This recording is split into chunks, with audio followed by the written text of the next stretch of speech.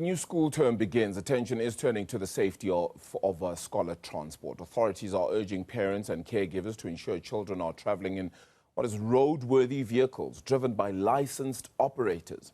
There are concerns about overloading, unsafe driving, and even poor vehicle conditions that put young lives at risk. Executive Director of Child Safe South Africa, Zaytoon Rabani, joins us to have another chat on this. Zaytoon, thank you so much for the time. Really appreciate it. It's really been an interesting one overall, to just the stories that you continue to hear. Just last year, we had been seeing so many stories that had been highlighted with regards to scholar transport and the kind of vehicles that the young ones had been traveling in. Just how important is parent involvement here? Adebele, whether we look at child safety in its totality and injury prevention, it is a collective responsibility. And when it comes to our parents within the South African framework, there are various legal frameworks that places that mandate in the hands of the parents, starting off from the Constitution of South Africa, the Children's Act, the National Transport Act, the National Learner Transport Policy, and various others. So all of these collectively places a mandate in the hands of the parents and caregivers to ensure that decisions that are made by them are safe decisions and placing the children at the forefront. Yeah, maybe I should have actually started here when it comes to the scale of the problem, and maybe you could highlight a little bit of that for us, just how big a problem this really is from a statistics point of view. Well, from a statistical point of view, road traffic injuries remain the leading cause of injury and death for children 5 to 14 years old in South Africa. And this is not just within the South African context, it's also worldwide. Within the African region, we are faring the poorest when it comes to the number of fatalities and injuries that we are having on our roads. So our children on the roads, and more especially our vulnerable road users, those also walking to school, are at risk. And I think with the focus of this conversation is now coming to the scholar transport. How do we, as the caregiver, the parent, ensure that our child are placed in the hands of responsible drivers that is also not flouting any laws and that is working with us, and coming back to the parent's responsibility to ensure that what we are doing, engaging, whether it's private scholar transport, whether it is organizational scholar transport, we need to have a conversation and we need to engage before we sign on the dotted line, entrusting the lives of our children in the hands of those scholar operators. And it's for that reason, then it's important to have the right steps in place, to know what it is to look for when you're looking to allow your child to be part of a particular scholar transport, etc. Just let's highlight some of those elements. What are the practical steps parents can take to identify the right or the most responsible of scholar transport drivers? It's not an easy one because our parents are under pressure, caregivers are under pressure because there are economics that's involved, and we need to get our children to and from school.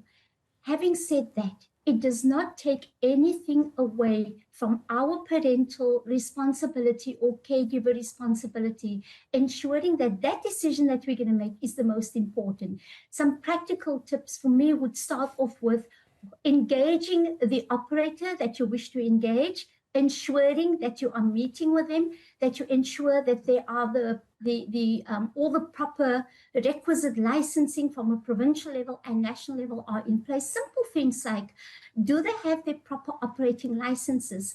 Is the driver, has he got a legitimate license? Is it the same person that's on the license card that it will be driving the individual, your child, to school? It is important that we also look in terms of the roadworthiness of vehicles. As a parent, when you engage that individual, you have a right to see and have a look-see around the vehicle. If you note some things that is not right and it doesn't feel right, pause a moment and rethink your decision. We have seen where it is even bakkies that are being used for public transport. That is against the law. It's illegal to transport children at the back of bakkies. But we see these things are happening. Also, very importantly, engage the driver, engage the operators, because children must be restrained within that vehicle with a safety belt. So these are the very important practical things that needs to happen. And our parents, our caregivers, we have responsibilities. We can't just say it's government responsibility, it's the operator's responsibility. That responsibility starts with you as the parent, as the caregiver, ensuring that these very important things are in place when it comes to the safety of your child. If you look in terms of also tire safety, you may think, what do I know about tires? But go and check for the smoothness or what is happening, or engage with the driver, the operator, because the state of the tires are a very important thing when it comes to stopping distances, and what also contributes to a lot of crashes that does take place. Have a conversation with the operator. Sure. Be open and be transparent about things. I mean, it sounds like a lot of work, but you're right. The responsibility would still remain as a parent. Is there any involvement here with the likes of road traffic management, maybe the South African police or the Metropolitan Police at the very least here, to get a sense of, if somebody comes to you and says they have the prerequisite documents, to ensure that it isn't anything from a forgery to misleading information, etc. as well? Is there an ability to do that? Is that perhaps the one sticking point? Because you could have all the documentation, but it may actually be fraudulent and such as well, which goes against the very grain of what it is you're looking for. Yeah, I think that is also not an easy one, but I think what is important, when a operating license is being issued at provincial level, there must be those double checks that's in place, police clearance and those sort of things. But I think as a parent, if it was my child, I would have, as the quarter ends, I would have that checks and conversations with the operator on an ongoing basis. But as far as your question is concerned, there should be the vetting places in place with the provincial authorities when they do issue these particular licenses. Very important one there. How do you monitor driver behavior, though? You know, that one imagines that also must be a really tough one. I mean, Minister Barbara Creasy had highlighted a case where a roadworthy bus, so it was a roadworthy bus, but it was driven by an intoxicated driver. So how can parents and communities then play a role in monitoring driver behavior beyond just relying on authorities? Arabella, that is also another difficult one, because you brought in the issue of, that the person was under the influence. Alcohol use, substance abuse, and taking to the street behind the wheel is still a very big problem that we are faced with. There are ongoing conversations in terms of how driver behavior should be changing. We, as Child Safe South Africa, are currently going into our new discussions where we are looking in terms of how do we get further research being done in terms of driver behavior, and focusing particularly on alcohol abuse and the ones who are not restraining the children within the vehicle, so that we can get an understanding of why this is happening. And then we can craft interventions around that why, and hopefully we can have more successful outputs as to once we understand that why. But where the drivers are concerned, each and every person that does take the wheel in an intoxicated state need to realize that it's a criminal offense.